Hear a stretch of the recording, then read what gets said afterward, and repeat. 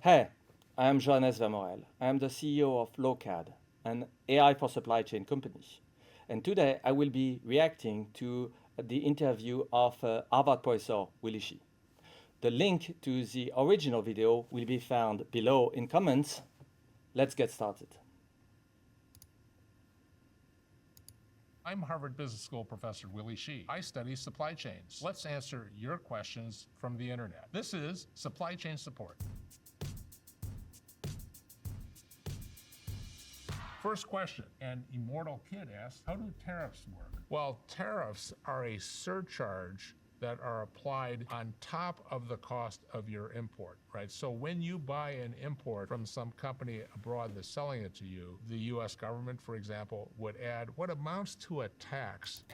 I mean, what amounts to a tax is another statement. It's exactly a tax. It's exactly a tax. On top of that value. So if you bought something that was worth $100 and you have a 25% tariff, then the US government would collect $25 from you in order for you to receive your package. The people who pay that tax are the people who buy the products, you and me, the consumers. Yes, there is this saying that when you put tax on the milk, it is not the cow who paid the tax. And it's very profound and it's quite important. And by the way, keep in mind that products in supply chains tend to go back and forth across frontiers, potentially many times for sophisticated products. So one of the problems that you have with those import taxes is that a product can end up or its component being taxed many times if there is like back and forth. Obviously, companies do optimize around those overheads, but still, it's something to be taken into account. At Michael Hughes 1. But seriously, y'all, what's with egg prices? First of all, we should recognize there are two different supply chains for chickens and eggs, right? Chicken meat is one supply chain, eggs are another supply chain. The hens that lay those eggs have suffered a lot from this avian bird flu, and that's led to the culling of a lot of those hens. When we cull all the egg-laying hens, the egg supply has gotten tight. That's why we've seen a huge increase in the price of eggs. So what we have to do is we have to rebuild the flock. There's another interesting aspect about chickens and hens. If you're an egg-laying hen, you need biotin in your chicken feed. And that biotin, by and large, comes from China. So if we get into a trade war with China and China decides that they maybe want to restrict exports of biotin, all of a sudden our hens are not going to be as productive laying. Yes, that is true, and globalization generally increase the vulnerability toward certain class of problems. But if we go back to this chicken problem, if generally speaking, supply chains have over the last century vastly diminished the frequency where some products would have their price really spike due to a local problem. You see, because the alternative of having like a globalized supply chain is to rely on local production. And that means that, for example, if you go back in history 150 years ago, a single harvest that was in a region going bad would have the local price spiking enormously. And nowadays, people are, I would say, are surprised when there is a basic product that has, a price that spikes. And why are they surprised? It's because in modern world, thanks to kind of global supply chains, it rarely happened with the same order of magnitude. So that's something to keep in mind is that over the last century and a half, supply chains have, I would say, overall vastly diminished the sort of super spiky price variation that used to be the norm in the past. Eggs. That guy B. Mills asks, are we in a trade war? Yes, we're in a trade war, and it's getting worse. And here I would slightly disagree on the term. You see, trade is voluntary exchanges. That's the definition of trade. You are not. Both parties have to be willing to trade. War is the exact opposite. It's violence, bullets flies, and so what you have when you say trade war, technically it's an oxymoron. It's two terms that have like opposite meaning put together. And my problem with terms like trade wars is that you are treating that, a trade war, as if you're going to have a winner. But how do you win a trade war? You know, I have a very clear idea of how do you win a war. You have superior military power and you defeat your enemy. Very clear. But when it comes to trade, what does that mean, a trade war? You know, let's keep in mind, what does that mean, a trade war? How do you define victory in a trade war? And my take is that this terminology is very confusing. It is a rhetorical device that has been used over and over. But think about all those non-militaristic war, you know, war on drugs, war on cancer, war on virus. Again, the problem is that it's framing that as a war. I think it's bad, and this professor should be pointing that out. The purpose of a trade war is to favor your producers versus those of another country. The trade war really started with the first Trump administration by applying tariffs to China. The Biden administration also maintained a lot of those tariffs and added some tariffs and other trade restrictions. President Trump is imposing tariffs because he says, I want companies to make things in the United States. And by making imports more expensive, I'm going to encourage you to make stuff in the US. Maybe it'll be cheaper. The problem with the tariff argument is the cost of doing things in the United States is very high. Even today, when you look at the cost of labor in the United States versus the cost of labor in a place like Mexico or China, it's still 4 or 5 times more expensive to do something in the United States. What can you then make in the United States and be competitive? You can make things in the United States where you don't have a lot of labor content in your products. An example of that might be a jet engine, where there's significant labor costs, but as a percentage of the total value of the product, it's relatively lower. If I wanted to assemble an iPhone, the typical labor content would be probably about 4 hours. In China today, so say it's $6 an hour times 4 labor hours, that's $24. 4 hours of labor in the US, that'll probably cost me $40 an hour. Okay, so that would be maybe $160 versus $24 to assemble that phone. So I mean, the analysis here that is presented here is obviously correct with the comparative cost of labor, but I do think that it's also slightly missing the point when it comes to the specific problem of China. I mean, the US is a first world economy, and it has essentially a labor cost that is higher than pretty much everywhere else in the world, except a few very rich European countries like Switzerland. So the real problem, so back to the original point, is that the rest of the world compared to the US is by large much cheaper.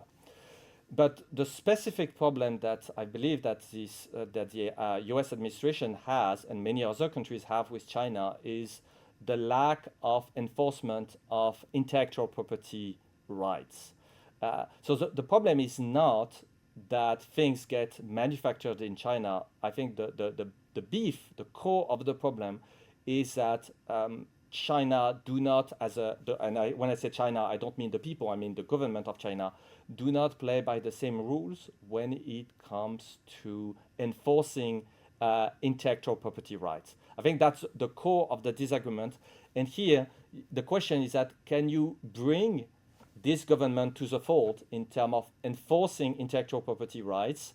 I think that is the crux of the problem. The problem is not really getting the jobs back in the US. You're not getting, 400 million blue-collar workers jobs from China in the US. The US, it would be more than the US population. But I think the crux, the deeper problem is how do you get a non-compliant state to comply with what is considered as the norms for pretty much the rest of the world. And again, for example, in the problem, I believe, is much different with Europe, because by and large, Europe's abide to those intellectual property laws exactly in the same way that they apply in the US. There are a few differences, but by and large, companies in Europe, companies in the US are playing with the same sort of rules. And this is not the case with China. Not going to happen. At Papafall asks, hi, is Al thinking, why the was toilet paper the first thing to go when this COVID hit? Okay, let's talk about toilet paper. There are 2 things to understand about toilet paper. Number one, demand is flat. There's not like there's some seasons you use more toilet paper. By the way, this is where it's wrong. Lokad has data, and by the way, there is a seasonality, but it's just anecdotes. It's small, but there is a seasonality. Second thing to think about is economists say it's not very tradable. And what that means is it's kind of low value and it takes up a lot of space. If you ship a truckload of toilet paper, you're not making a lot of money doing that. And so you don't want to ship it long distances. It makes no sense, therefore, to import toilet paper from China, right? If you live in New York City, your toilet paper is going to be made somewhere in the Northeast or maybe mid-Atlantic states. It's not going to be made far away. I'm going to have factories that are loaded to 90 or 95% churning out toilet paper. So we're going to have a well-organized, very tight supply chain that doesn't have a lot of slack. Then when consumers go in and buy a lot, you're going to run out because there's not a lot of slack capacity to increase how much you can make when demand suddenly rises. I'll bring in some more machines, I'll ramp up, I'll run extra shifts, I'll delay my maintenance, okay, and they'll make more toilet paper. Eventually, people who've been stockpiling all that toilet paper don't have anywhere else they can store it. Once you get the 5-year supply, you know what? I think we have enough, and they'll stop buying it. Then sales. And here I disagree with this perspective. You see, one of the problems that I have with the mainstream supply chain theory is that the mainstream supply chain theory, which is exactly what is being presented here, do not really embrace pricing as being part of supply chain. So the fact that if you have too much demand, there is never such thing as too much demand. It's because if you have more demand, you should raise your price. So here you see the professor is pointing out, Willie Sheen, correctly that demand surge and your production apparatus is not flexible. So it cannot, the production cannot surge along with the demand. Well, what should happen in this situation? What should have happened would have been a spike in prices, which didn't happen. Why? Because most of the retailers were not used to just, as a policy, to just increase their prices for items like toilet papers. It was just not part of their, I would say, habits. But for example, in Europe, there was one retailer, a Danish company, if I remember correctly, that implemented a very smart pricing policy for toilet paper. They say the first pack is 4 euros, the second one is 40 euros.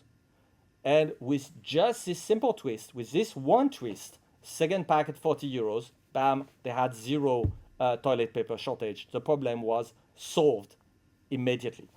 So you see, part of the supply chain, you have this possibility to just increase the price, and it is one of the ways to avoid widespread shortages, and it works when applied correctly.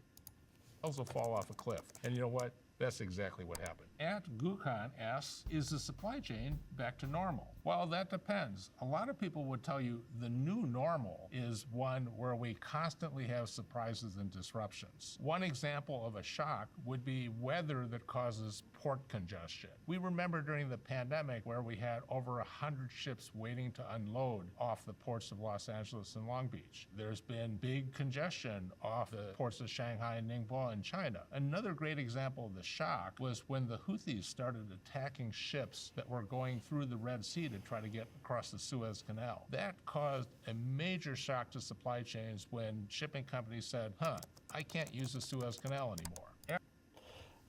Yes, and there is just another very basic thing, is that the term supply chains only became popular in the 90s, and it started to be used by the media in the late 2000s, broadly speaking. So it has only been a little bit, a decade and a half for the media to use these terms. So what was happening, if you look at history, disruptions have always been the norms. In the 20th century, we had 2 world wars. There has, if you go back in the past, you will see that there has been tons and tons and tons of disruptions. In the 70s, there was oil shocks. There has been, again, every decade had its disruptions. So I believe it's not new. The only thing that is new is that the fact that media will qualify those disruptions as supply chain disruptions. This is fairly recent. a decade and a half old. But that's the only point of novelty. It's the language of the media. The rest is, it has been like that forever.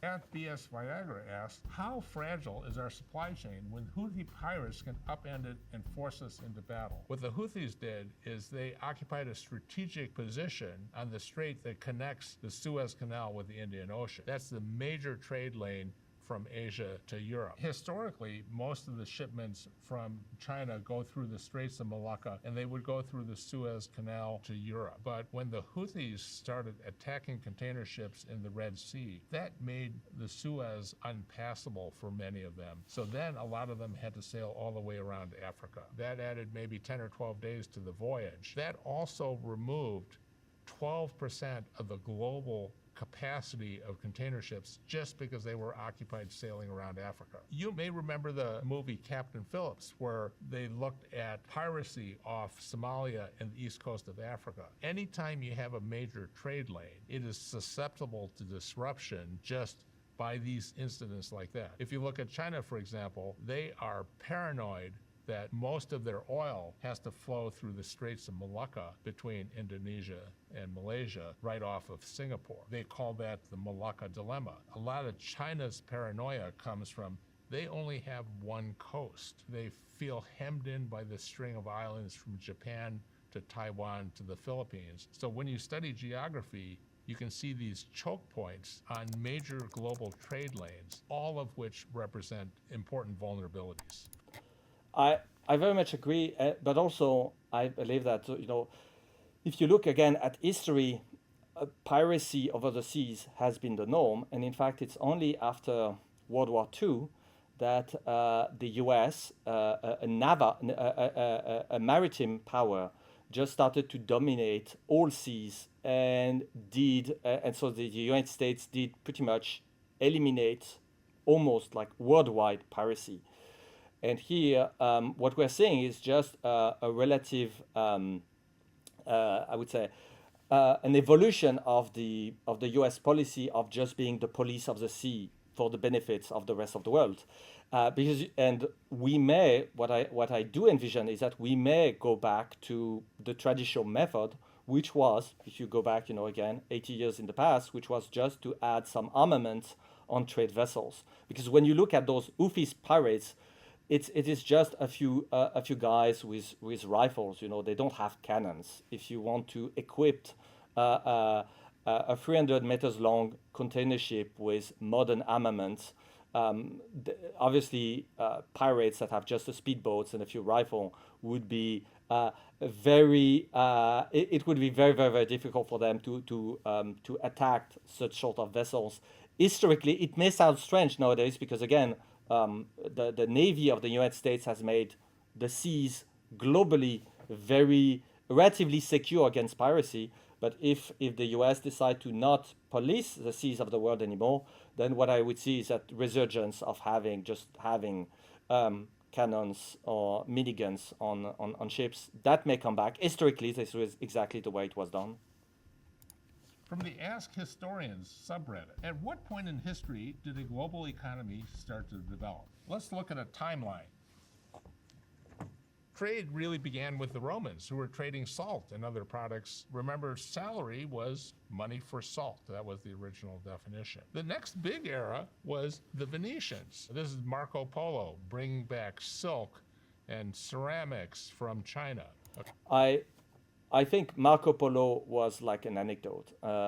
Here, I would disagree with Willy Shih on that one. I believe that indeed the next revolution in trade was indeed coming from what would become afterward Italy. It was not Italy at the time. And it came with the invention of the double entry accounting system in Florence in the 13th century.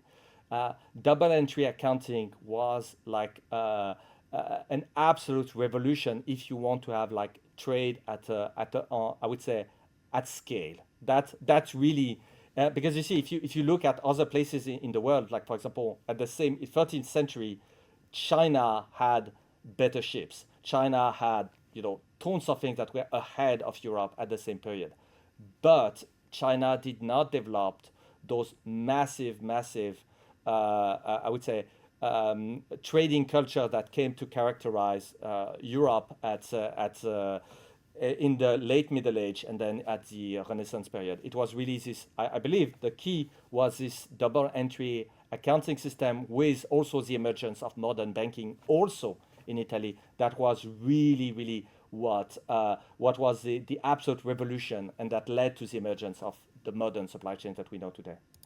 Across the Silk Road, we saw a real expansion of trade in the 1700s. This is when we had the sailing ships that would go around Africa to the Far East, or they would go to the Americas to bring back gold or trade in rum. And then we had a pause between World War I and World War II where there were a lot of tariff barriers and kind of a lot of inward looking. We saw post-World War II a big expansion in trade, and we saw this huge boom starting in the late 1990s, but really gathering pace in the time from 2001 until 2010. The movement of factories for things like textiles, clothing, consumer products, toys out of the United States into a low-cost region like China, where labor costs were often 1/20th of what they were in the US. In more recent times, starting in probably around 2016, we've seen beginnings of a trade war between the US and China. Companies starting to move production out of China, countries like the US applying tariffs to Chinese exports and then getting. Yes, but again, I think I would also slightly differ in my appreciation of what was the revolution. I think there was indeed a revolution in the post-World War II, but it was this revolution was the containerization of supply chains, the introduction of the container. And in fact, this revolution took time because it was not just having containers, it was to have all the infrastructure so that you could move containers from ship to trucks, then trucks to rail cars, then to have like a complete end-to-end infrastructure that is suitable to move containers around. It took decades, and that was the real revolution for me. That was the containerization of supply chains, because suddenly and the idea is that nowadays a container used in China is compatible with the one that is used in the US and the one that are used in Europe. So you see, it was like a global movement of standardization, and it took time to standardize everything, from the cranes or the equipments. And I believe that was the crux of this revolution. The importance of the containerization of supply chain is very frequently overlooked as a major breakthrough.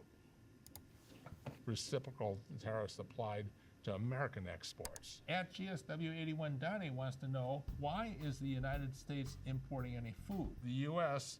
has one of the best agricultural regions in the world. Now, it turns out, though, that a lot of food requires a lot of labor to harvest. For example, fresh fruits and vegetables. Let's take a crop like strawberries. We use a lot of labor on temporary immigrant visas, so-called H-2A visas, who can come in to California to pick strawberries. But when you're done with all the costs for that temporary labor, it costs you around $26.50 an hour to pick strawberries in California. Whereas if you wanted to pick them in Mexico, it's about $1.50 an hour. That's why it makes economic sense to import strawberries from Mexico. The same thing actually applies for things like apples, blueberries, tomatoes grown in Canada. It's actually cheaper to grow them in Ontario and ship them across. We are a large food exporting country. In fact, we are the largest food exporting country, but our food exports tend to be in commodities where you can have a lot of automation and you can have a lot of productivity. Think of things like corn, wheat, soybeans, where a farmer and a relatively small crew can run a very large farm and produce enormous quantities of these products without a lot of labor. I agree. Again, the labor argument is indeed very correct, and it's one of the major factors. But it's also, if you're talking about agricultural products, it's not the only one. Just geography also matter. The U.S. is an enormous country, very vast, so there are tons of things that can grow very efficiently in the U.S. But there are plenty of things that do not grow competitively in the US. For example, coffee, it tends to come from other places because the US is not the best place to just grow coffee just because of the climate. So it's labor is one thing, but there is also things where just the climate, you have other places that are more suitable, and that also plays a significant role in the in what you will want to produce inside the US and what you will want, economically speaking, to import. Normal asks, what causes supply chain issues? The problems come from disruptions. Disruptions may be caused by any kind of shortage in parts, or they may be caused by logistics issues, moving parts between various links. What had happened at the beginning of the pandemic was sales fell off a cliff for cars and trucks in North America. Many of the Detroit automakers canceled a lot of their parts orders, especially for microchips. Now, when demand picked up again, they went back to reorder those microchips, but meanwhile, the suppliers of microchips sold their capacity for other uses, like in appliances, in computers, and other things. So all of a sudden, the car makers couldn't get those microchips. When you're building a complex product like a pickup truck, if you're short one part, you don't get to finish the truck. If you look at a typical car or pickup trucks, it may have a power steering assembly that comes from Mexico, or it may have castings that are used inside that come from India or China. A lot of products that we see, even though they are assembled in the US, have parts that come from all over the world. And that's what makes them complicated. Here, I would have, I would say, a philosophical objections, but maybe to the question itself. I believe that asking why do we have supply chain issues is, I think, the wrong way to even think about the problem. The better question is, why do supply chains work at all? See, what it's a norm for again thousands of years of human history. Supply chains were only, a fraction, a tiny fractions of what we have today. So the big questions is what make them work at all, and that's a very and when you look at supply chain disruptions, I think that is a little bit missing, looking at the tree, missing the tree for the forest, something like that. It's you have to really ask yourself, why does it even work at all? And that's a very, obviously that's a complex question, but that's the real question that must be answered. That's the real most interesting question. Next question is from Quora. Which country has bigger ports, China or the US? The big ports are all on the east coast of China, and that's because the Chinese government, starting in the late 1990s and the 2000s, invested a lot in this infrastructure. They wanted to be efficient and make it easy for all of their manufacturers to ship goods abroad. And we're now seeing the consequences of that because these guys are huge and they're efficient. Number one is Shanghai. It's an amazing port. They built it on a man-made island out in the East China Sea, and they built a bridge to get all the way out there. You build an island out in the South China Sea because you want deep water, right? And they want to be able to handle the largest ships. So Shanghai is the largest. Ningbo, which is on the opposite side of Hangzhou Bay from Shanghai. And those serve the Yangtze River Delta, which is this huge manufacturing hub. You have thousands of companies, literally, who package up their goods in containers and they take them to those ports. I visited the port in Shenzhen a couple of years ago, and I asked them, it's like, how many trucks a day do you handle? And they said, oh, we usually get 20,000 trucks a day. Imagine 20,000 trucks going to the port of Newark, New Jersey. That would be like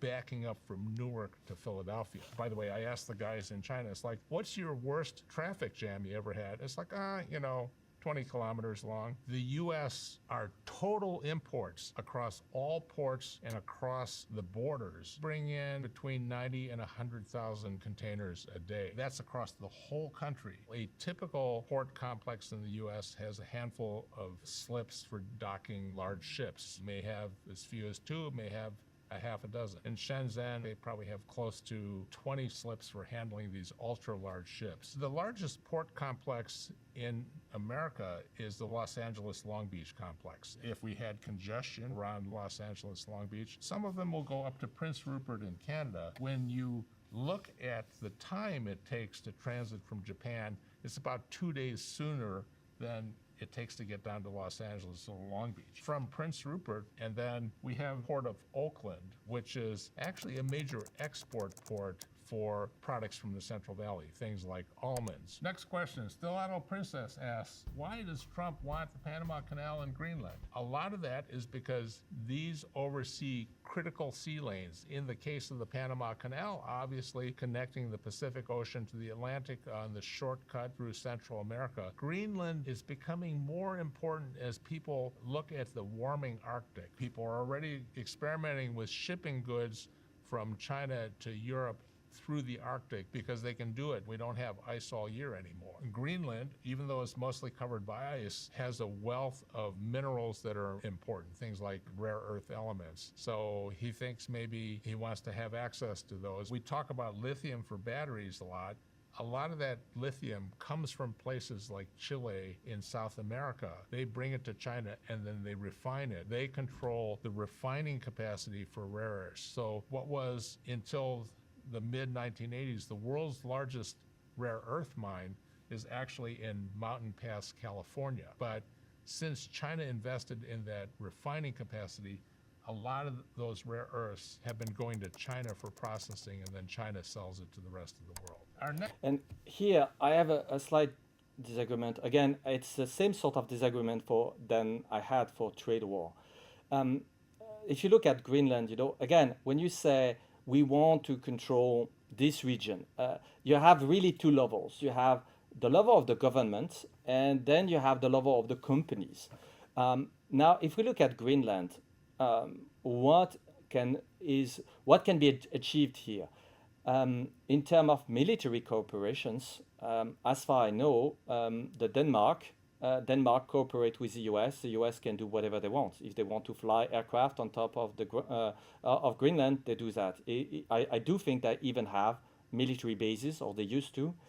And if an American company wants to invest to establish a mining site in Greenland, as far as I understand, there will be a process, but this process is not is not rigged against American companies versus Danish companies. So you see, again, here, that's the sort of thing, what do you want to achieve? Because you see, the thing is that it's not, when you say the US will benefit, no, it will be companies in the US that could, operate, expand, etc. But is there anything right now beside red tape and the usual bureaucracy preventing an American mining company to just start a new site in Greenland? And is there anything that would be I would say making a competitive difference compared to a European-based competitor? I don't think so, and that's why I'm a little bit baffled by what is exactly the objective here for Greenland, because my understanding is that beside claiming sovereignty over a massive piece of land, as far as the business is concerned, it would not really change anything. But that's just my understanding. Next question is from Upbeat Mastodon 223. Is supply chain management just basically coordinating supplies from one place to another by communication, or is it more than that? Supply chain management is all about matching supply with demand. In other words, customers want to buy stuff, and I want to make sure that all the steps I need, everywhere from production to shipping it around, is in place to meet that need. If you work in supply chains, you have to worry about your supplier network. Where are all the components and all the parts that you use to make your product going to come from? How are they going to get there? How many do I want to have on hand when I'm assembling them? All those things you have to figure out when you look at the customer demand. Some products have different kind of demand profiles, right? A lot of them have a big back to school season. A lot of them sell a lot of their products between October and end of December for the holiday season. If you're in the supply chain for candy, you have to figure out how I'm going to prepare for this huge spike of demand in the 3 weeks before Halloween, when most of the candy in the country is sold. That's the type of job a supply chain professional has to deal with. And I generally directionally agree, but I do have a slightly different definition for supply chain, but it would take too long here. So you can refer to, I have a whole series of supply chain lectures, and that would be the very first lecture, and I give a slightly different definition for supply chain compared to just matching supply and demand. But I would say matching supply and demand is the sort of mainstream view, and my own view is quite different from this one. Be Like Wes asked, bro, how does KFC run out of chicken? Great illustration of supply chain resilience, because back a couple of years ago, KFC in the UK changed their distribution network. They shifted over to DHL as their distributor, who had one warehouse for distributing all their chicken to their stores. One day there was a string of huge traffic accidents around that warehouse, which prevented any trucks from getting out. So they couldn't get any of their chicken out to their stores. And so you have KFC hanging signs in their windows, sorry, no chicken. This is a classic example of the trade-off of resilience versus cost in a supply chain. They only went down to one warehouse, which is less expensive, but it's less resilient. 5 warehouses meant you take one out, the other 4 can still go. At Christian Suji says, imagine having one of the busiest canals for shipping in the whole world, but you dead-ass never expanded the one cargo ship-wide part of the canal. Like, what do you expect? Whole global supply chain obviously will grind to a halt. I think Christian is talking about an incident in the Suez Canal during the pandemic. That was when the Ever Given was trying to go through the canal during high wind conditions, and it got stuck sideways and it blocked the canal. You say, well, how could one ship block the canal? Well, this ship is 400 meters long, longer than a football field. Remember, a lot of this infrastructure was built a long time ago before we had some of these mega ships. For example, the Panama Canal was built at the beginning of the 20th century, before we even had container ships. The first container ships only held like 50 containers at a time. These days, the biggest ships hold 24,000 containers, and they are 400 meters long, which is a lot longer than a football field. So ships have gotten bigger because they're more efficient and you can move more stuff at a lower cost. And the infrastructure hasn't kept up. Yes, it's the Suez Canal was historically a major undertaking started by the British. By the way, the death toll for the construction of the canal was absolutely enormous, and nowadays it's Egypt who is managing that, and it's they are expanding the canal, but it's really a mega project that is extremely costly. And it boils down to, if you're willing to invest, tenth of billions of equivalent into a 20 years long project, because also you have to think that expanding the canal while you keep the canal operational is an order of magnitude more difficult than digging the canal in the first place when you didn't have to deal with the traffic at the same time. So it's keeping the canal open also complicates things, because probably the easiest way would be to literally block, remove the water, just enlarge, and then let the canal refill the canal afterward. But obviously nowadays we can't do that.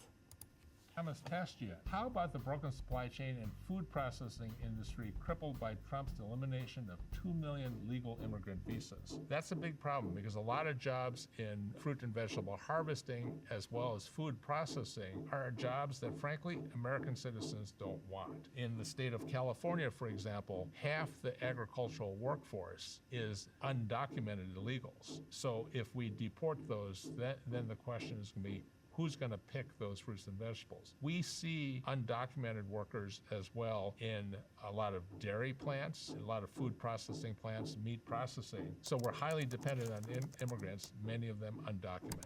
Jabe Tom? Yeah, I would say yes, but if those, you see, Europe is facing to some extent the same sort of challenges. But here I would say to point out that if the workforce was the other side of the frontier, then they would just work the other side of the frontier and the goods would just be imported. Obviously, you see, it is not, we have to differentiate between the lobbyists who are benefiting, who are lobbying for companies who benefit for having access to a relatively cheap local workforce, and the interest of the public, which is not necessarily aligned. Again, the question is because you see there is the question of what is the local cost for the population of having in your region, I would say a relatively uneducated workforce. It is not free. Yes, it is good for the business locally, but it is not necessarily free for the region and society as a whole. And here I think that's the sort of nuance that is kind of missing here. And we have to take into account that when I'm saying that is that the U.S. is one of the richest, most well-educated country on the planet. So the sort of delta that you can have when we say uneducated workforce, the delta can be extremely large if you are comparing that to a very wealthy, very well-educated, extremely productive, population that is like that is pre-existing the region where you have this that is this essentially undocumented is just another word for illegal immigration. Thomas, Republican, asks, how could the U.S. bring back manufacturing and industry? What we can do is we have to focus on industries where either we don't have a lot of labor content in those products, or areas where we can win on the basis of productivity. If you're going to have high labor costs, that labor has to have high productivity. The way you do that is with automation, with new designs. It's a tough problem because as we move production offshore, let's say furniture manufacturer, which really left North Carolina, those people moved on to other jobs. So now if you want to bring production back, you've got to train people how to make furniture again. It would take time and it would take money. One of the other things that we have to recognize is when we offshored production, that means we took a factory and we moved it to China. When we moved it to China, you had to build the building, hire the workers, hire the management, train people, bring in suppliers. What paid for all of that was lower product cost. Typically, the amount you would save would pay for itself within a year, or sometimes even less. That was moving from a high-cost country to a low-cost country. Now, if you want to move from a low-cost country to a high-cost country, what's going to pay for it? Because you're not going to save anything, but you still have to build the factory. You still have to hire the workers. You still have to train the workforce. And you're Again, here we have an explanation that is very, very centered on the cost of labor. I agree it's an important factor, but again, I think this is not necessarily the biggest factor.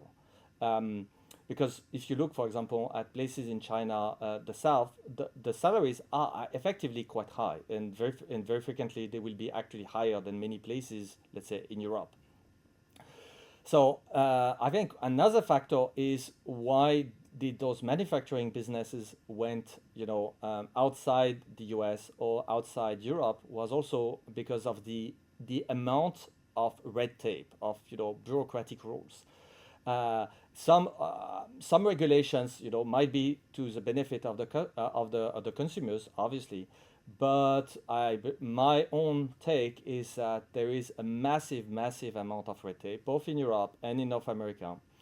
And if we want to have those manufacturing businesses getting back to the U.S., then this red tape will have to be addressed. And by the way, if you look at, for example, the sort of discussions that were going on between SpaceX and NASA to fire their rockets, it was like if SpaceX wants to fire a rocket, they need to have all sort of prior approval. It's very complicated. So you can see that if you start a manufacturing process in another country where you have only a tiny fraction of the red tape, and then you have to move back to a country where everything is going to take years because of the red tape, because of the bureaucracy, it is a very, very difficult proposition, because ultimately labor cost is you see, as the US has a much more educated population, for example, you can do a lot of things in terms of fancy automation that will be difficult to do elsewhere. And also in terms of, for example, another thing that is not mentioned is that energy cost in the US is quite low. So that makes the US very competitive on this front. but and so that would counter the just pure force of labor cost, but the bureaucracy can be extremely entrenched, and that can be a really, I would say, a blocking point for many manufacturing businesses.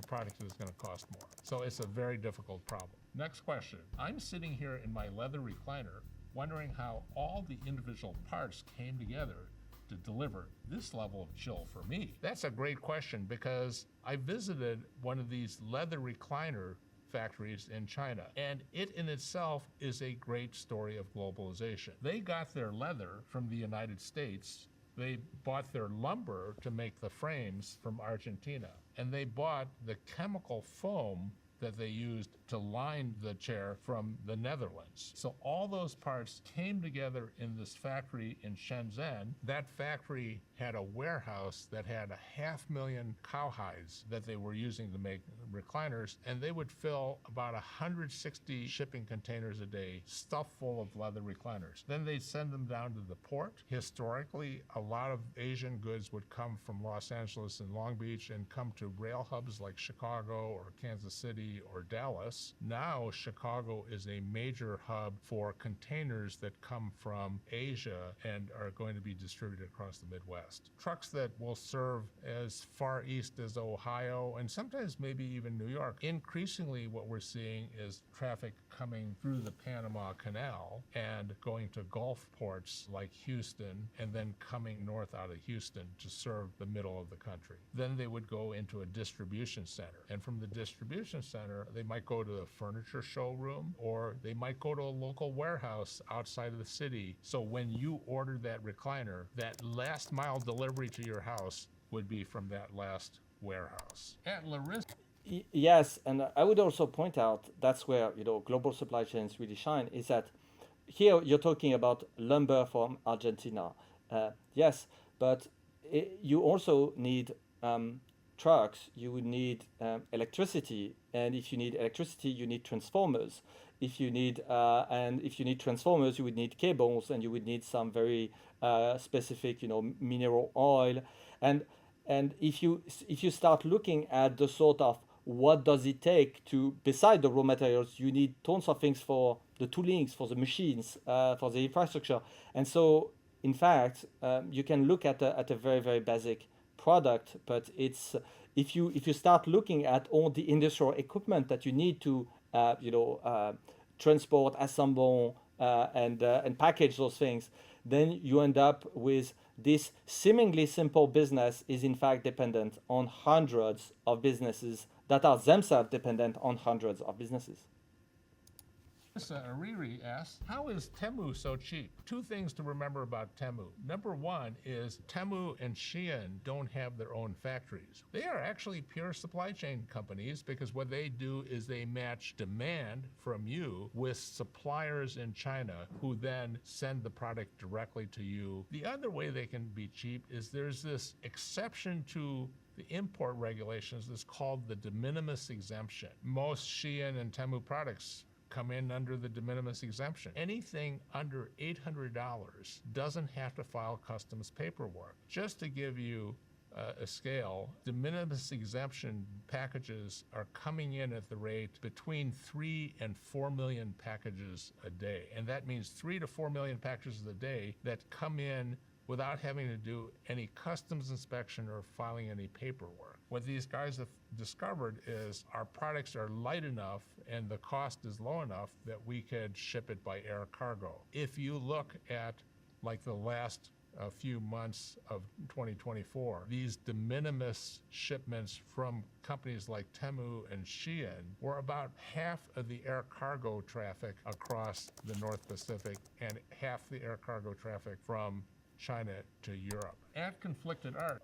Yes, but here I think that the lesson of that is that you see, shipping things as individual parcel from one country to another one overseas is just from a supply chain perspective, it's very, very inefficient. Why do you want to ship individual parcels? You would prefer to ship containers full of 50,000 units at once, and that will be much, much more efficient than just ship units one by one, which will requires a lot of man-handling operations. So here, I think the lesson of Temu is that the success of Temus reflect the cost of red tape and bureaucracies. You see, you should think of it of we have a way to ship from one country to another, which is physically, in terms of man-handling operation, extremely inefficient, and yet it was extremely popular. Why is that? Well, it was very popular because it was cost efficient. But what was the cost efficiency? The cost efficiency was to bypass the red tape that other importers have to go through. And here, I think the sort of lesson here is we should probably acknowledge that the cost that those bureaucracies represents for the overall economy. If you're buying something and this something is 80% bureaucratic cost, it is a hidden tax that you do not see because it's not like a tariff, it's not like an amount of money that is being paid, but it is an overhead incurred by the economic actors just to get stuff to you. Wants to know, I just wanted to go to sleep last night, and instead I laid there awake for hours thinking, how is there another GPU shortage? First of all, we have a huge spike in demand for GPUs. That stands for graphic processing units, a computer chip that is used in AI applications. Those GPUs, by and large, are manufactured by one manufacturer in Taiwan. Taiwan Semiconductor Manufacturing, also known as TSMC, owns about 95% of the capacity in the world. The reason we're short is it takes a while to ramp up that most sophisticated capacity. The factory to make these GPUs right now, they started about $20 billion to build one of those factories, and it takes about 2 years to build and equip one of those factories. Those factories also make chips for iPhones, personal computers, the servers that go into the cloud data centers at Amazon and Facebook and other places. So there's a lot of demand for those chips, and there's relatively little supply.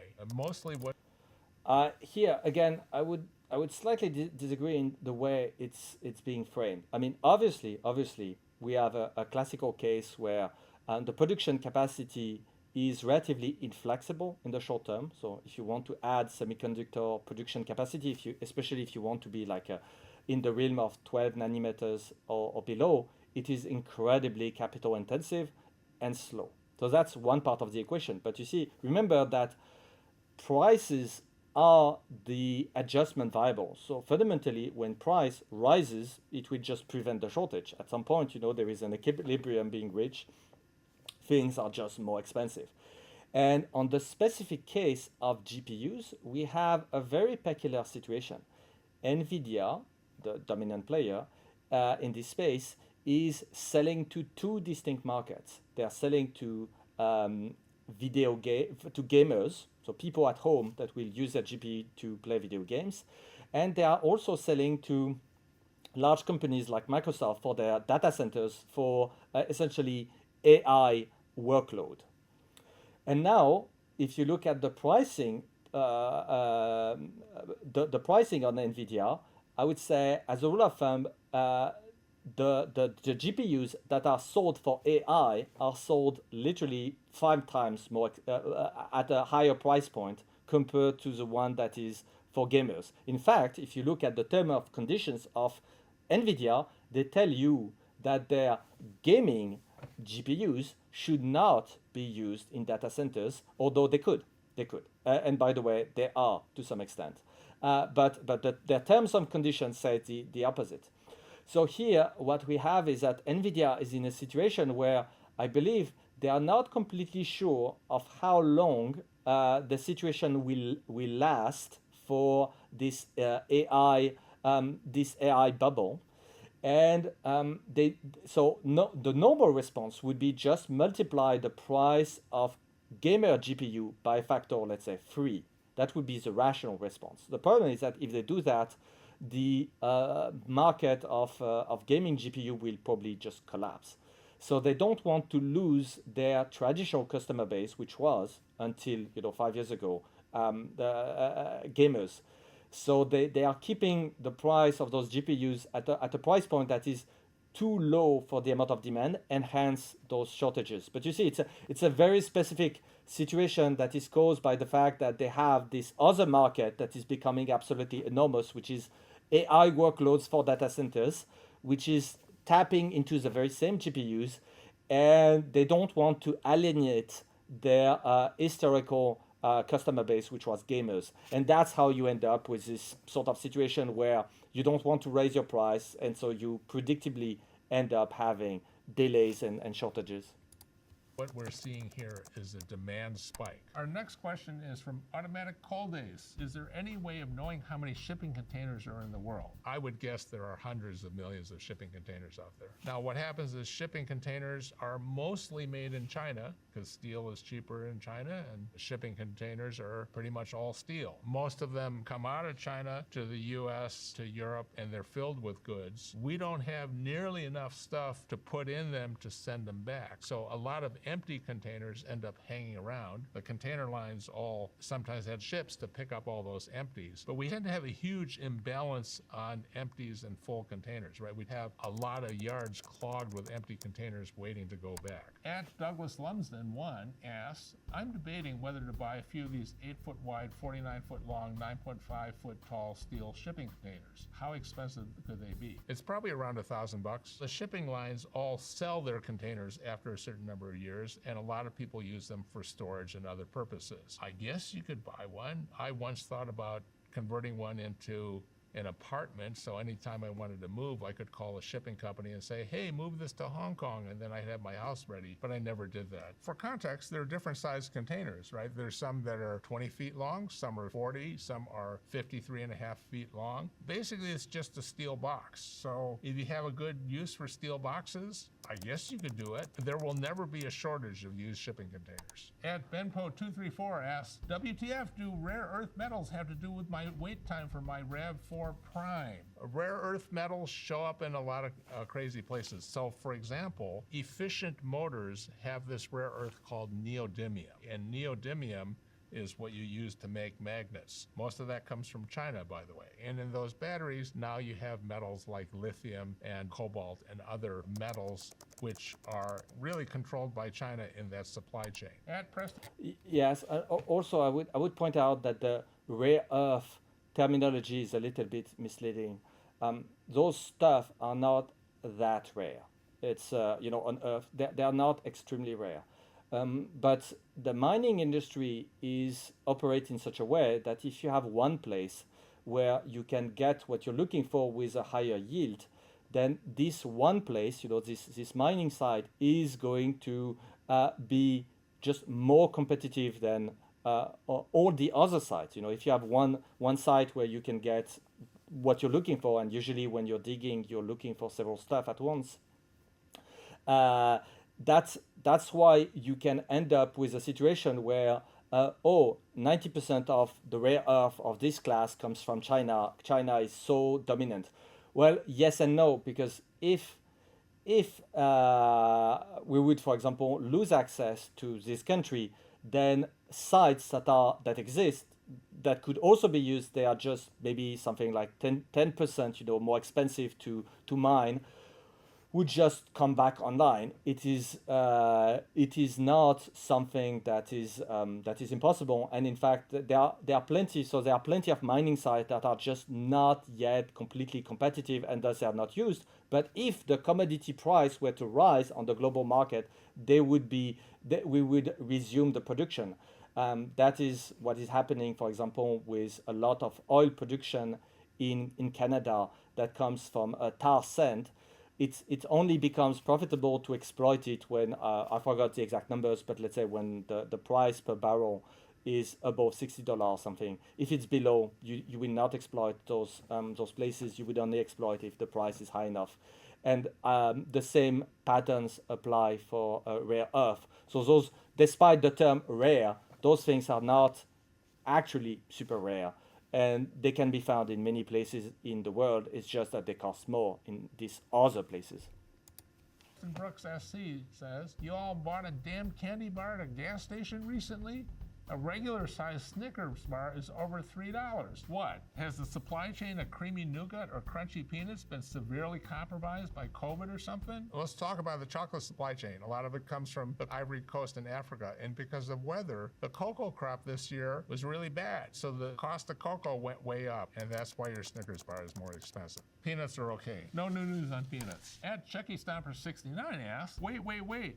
Forget the oil and steel and aluminum lumber. If the U.S. slaps us with tariffs, where the are they going to get potash? Potash is a fertilizer that is used by farmers around the world, across the United States, and we get it all from Canada. So he's right. If we put tariffs on Canada and they retaliate by restricting potash, that will hurt us, but it will also hurt the Canadian exporters of potash. We also get a lot of oil and steel and aluminum from Canada. One reason aluminum is cheaper to produce in Canada is because they have a lot of hydropower. We get oil from Canada, primarily the tar sands, the Athabasca tar sands in Alberta. And we have refineries in the U.S. that are very well geared to that type of refining. Different oils, depending on where they are pulled out of the ground, have a different chemical composition. And depending on that composition, refineries have to be geared to that particular composition. So U.S. Gulf Coast refineries are geared to refining the type of crude that comes out of Canada. Yes, and that goes back to, I think, the broader point of trade war and my objection that was earlier. You see, that's where I disagree with this oxymoron trade war, because when you take those, I would say, when you play those sort of geopolitical games, it's only lose-lose. You know, there is no victors that emerge. It's not like if the US put a tariff over Canada, the US is not going to win a trade war against Canada. You know, there is no such thing as winning a trade war, and that's why I say the term war is just not appropriate in this sort of situation. It's what if you basically put massive overheads, then you create economic damage. It's just like any other tax. If you were to put a crazy tax on, let's say, the fact that you own a house, then you would devastate the real estate market. But you don't say, just like it would be just saying, I want to have like a real estate war. It doesn't really make sense, because there will not be like a winning side. There will just be an economic damage that is smaller or bigger. And if we have to circle back, the question is that so if we go back to the real characterization, which is you want to apply those, I would say, international political games to obtain a certain degree of compliance of a foreign government on a given set of policies. The question becomes, do you get through your actions compliance from those foreign governments on what you want to achieve? And that will be, for example, compliance, getting back to that, on intellectual property laws. Eric Oden asked, what is better alternative to JIT, just-in-time inventory?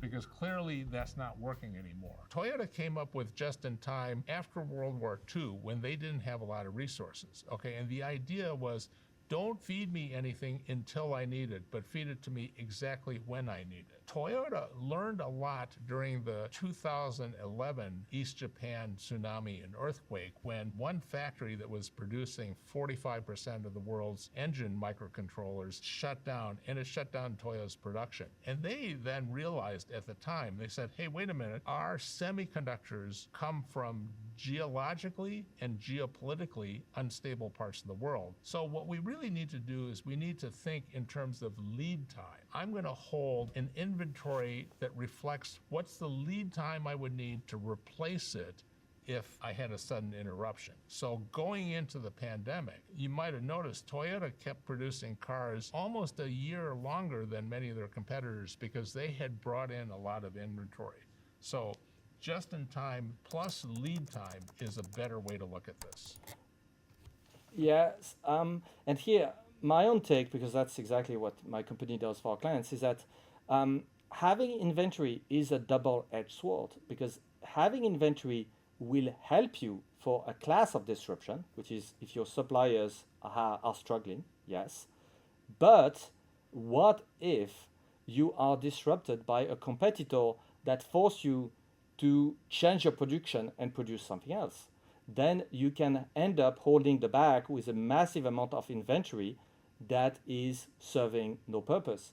An example of that, let's imagine you are an aviation company, an MRO, so you're doing aviation repairs for aircraft, and you have a big pile of parts for Boeing 737 MAX. And remember, there were very tragic crashes, and then for a while, those aircraft were not flying anymore. Then suddenly, your inventory becomes a massive liability. So you see, this idea of this just-in-time inventory is it is also a way to mitigate the impact of other classes of disruption. Obviously, for Toyota, if we go back to that, yes, it was because they were capital starved, so they needed to have to reduce the amount of working capital requirements.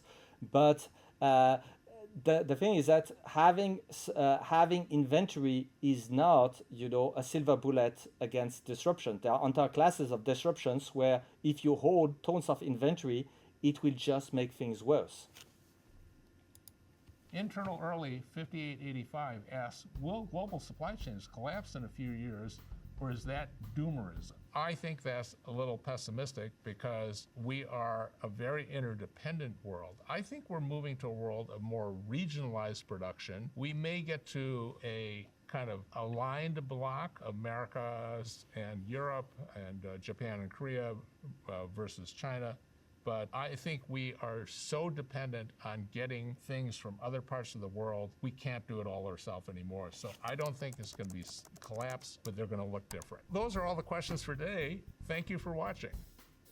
Thank you all. And if you have further questions, don't hesitate to put them in comments. See you next time.